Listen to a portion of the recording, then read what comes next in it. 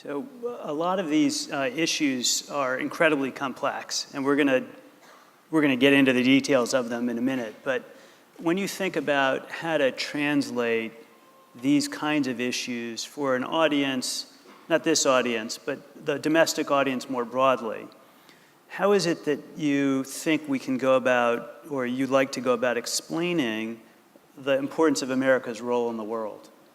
For people who may rightly be focused on their own daily lives rather than these more abstract kinds of questions.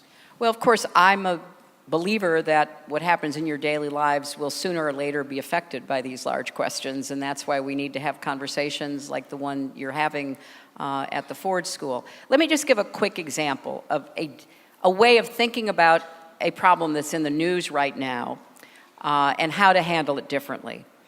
The other day, President Trump walked out onto the south lawn of the White House and said that he'd just gotten off the phone with President Erdogan of Turkey, and he was withdrawing American troops from Syria.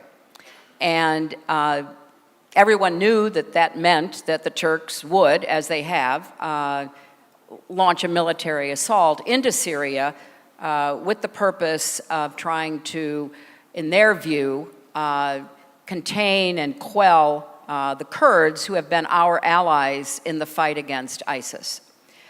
This has been brewing a long time. This should not be a surprise that the Turks intended to do that. What is surprising is that the President of the United States basically gave them a green light to do whatever they chose to do. The way this could have been handled is to call a meeting at NATO. Turkey is a member.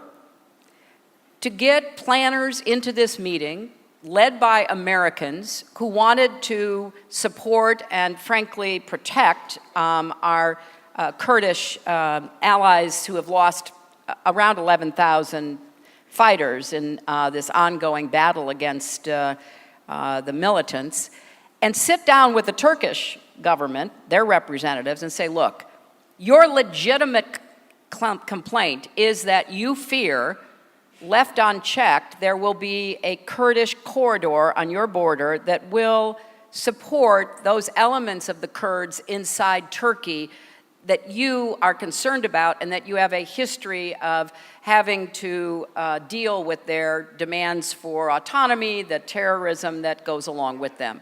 Okay, that's your legitimate concern. We have a concern. These Kurds have been with us. They have fought with Americans. We have supported their efforts. They were the ones who really led the assault on Raqqa. They're the ones who are holding tens of thousands of ISIS prisoners. So let's figure out how we're going to deal with this.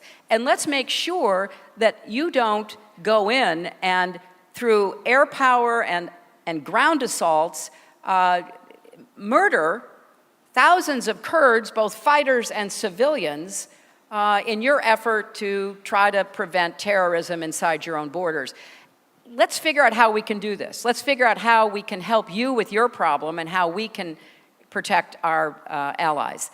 There are ways of working on really thorny, what are called wicked problems, but they take thought and deliberation and diplomacy. So yes, we have the common bond of NATO membership. We could have used that. And now we have a situation with all kinds of consequences, both predictable and unintended, that will flow from this military incursion by Turkish troops.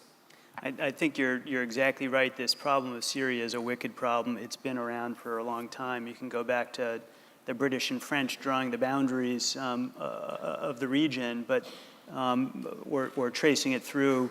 The Obama administration had very difficult choices to make in Syria. How much of this do you think the problem in Syria can you trace to difficulties you had in the Obama administration? What do you think you got right and didn't get right about Syria then?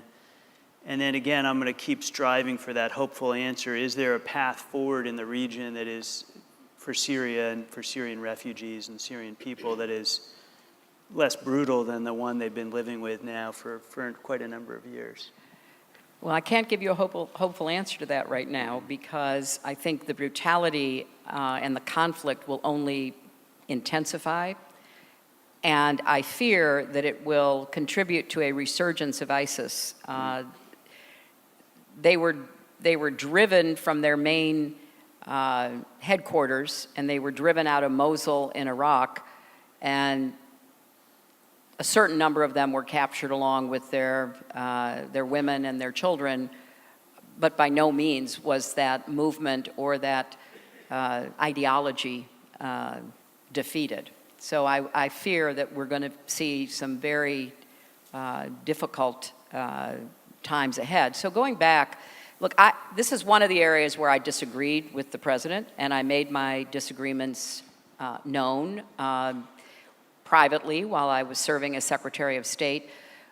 When Syria got started, it was a legitimate uprising by people who were protesting the actions of the Assad regime and some of their overreactions to rather minor protests.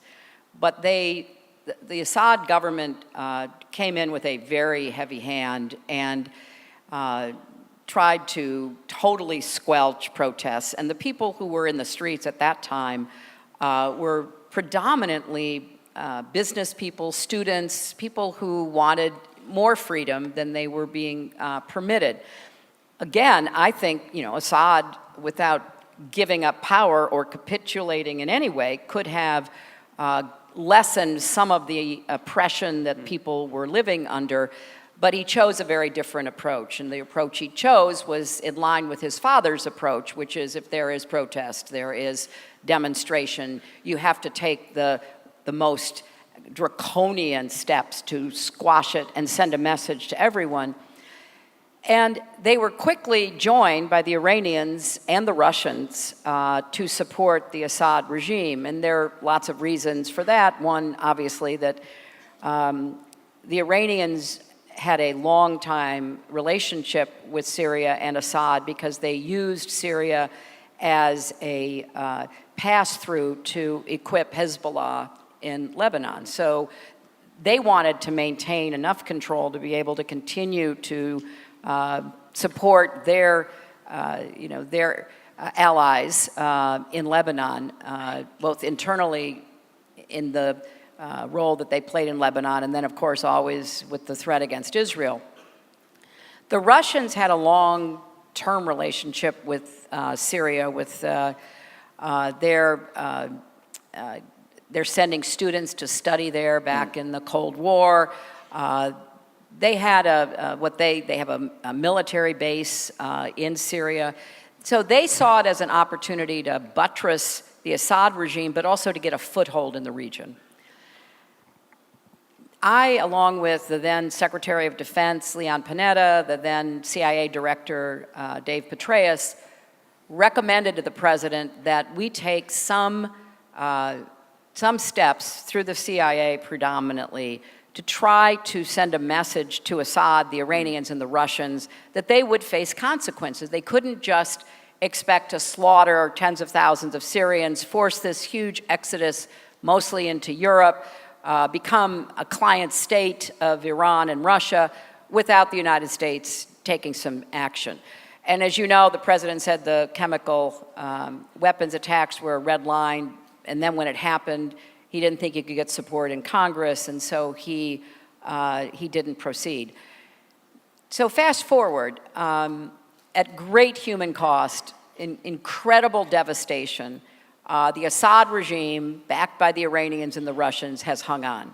The only part of Syria that they had not totally conquered was that northern part where the Kurds are and where other Syrians had gathered to try to fight against both Russian forces, particularly Russian air power, Iranian forces on the ground advising the Syrians and the Syrian military.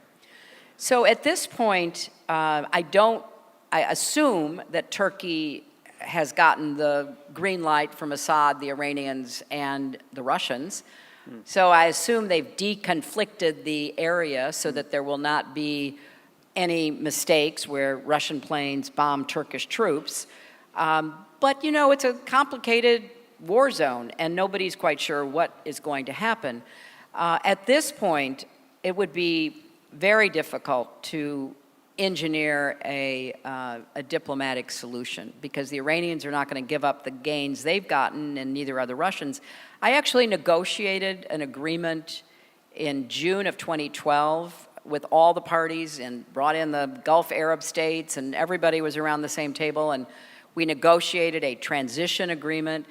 The Russian Foreign Secretary, Sergei Lavrov, was there. He actually agreed to it. We broke for lunch. He left. He went to his embassy. He called, we think, Putin, came back and disowned the agreement. So we have tried. We've tried to be an honest broker. We've tried to support internal opposition and those who have fled and are now expatriates. But where we are right now, and it's a very dangerous situation, is Assad has become basically a tool of both the Iranian and the Russian interests. And I think you will see increasing pressure on Israel from the Iranian interests, and you will see increasing arrogance and potential further threatening behavior from the Russians, and of course we've got the Turks on the ground in a military battle. So this is a you know, it's an interesting time, because a lot of the Gulf Arabs are so concerned about Iran that they have taken a lot of pressure off of Israel. So Israel and the Gulf Arabs actually have more in common now with their worry about Iran. But now on the doorstep of Israel, you've got a Iran-dominated Syria. So this is going to be a difficult period, and it requires intense, intelligent diplomacy. And right now, we have very little of that, and we're going to pay a big price.